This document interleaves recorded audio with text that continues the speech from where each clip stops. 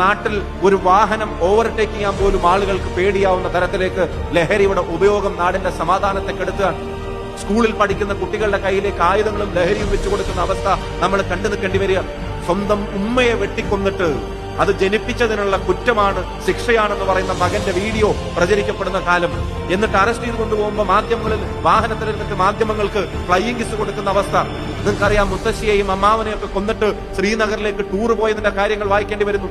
12ാം ക്ലാസ്സിൽ പഠിക്കുന്ന കുട്ടി വന്നിട്ട് തീർത്ത് കളയുമെന്ന് പറയുന്ന അവസ്ഥയിലേക്ക് കത്തിയെടുത്ത് 16 വയസ്സുള്ള ഒരുത്തൻ തൃശ്ശൂരിൽ 31 വയസ്സുള്ള ഒരാളെ കുത്തിക്കൊല്ലുന്ന ഉൾപ്പെടെയുള്ള വാർത്തകൾ. ഞാൻ പറയുന്നു, നാട്ടിൽ മുഴുവൻ കെട്ടകാര്യങ്ങൾ നടക്കുന്നു എന്ന് പറയാനല്ല, പക്ഷെ അപകടകരമായി ലഹരിയുടെ ഉപയോഗം ഉൾപ്പെടെയുള്ള കാര്യങ്ങൾ, പ്രവണതകൾ വർദ്ധിക്കുമ്പോൾ, ഗുണ്ടായിസവും ക്രിമിനലുകൾക്കും ഈ പറയുന്ന ആനുകൂല്യങ്ങൾ കിട്ടുമ്പോൾ, അവിടെ ഭരണകൂടം നിശ്ചലമാകുമ്പോൾ ഈ നാടിനെ നേർവഴിക്ക് നടത്താൻ വേണ്ടത് ചങ്കിന്റെ എണ്ണ കൂടുതലല്ല, നാടിനോടുള്ള താല്പര്യമുള്ള ഭരണകൂടം നാട്ടിൽ അധികാരത്തിൽ ഉണ്ടാവണമെന്നുള്ളത്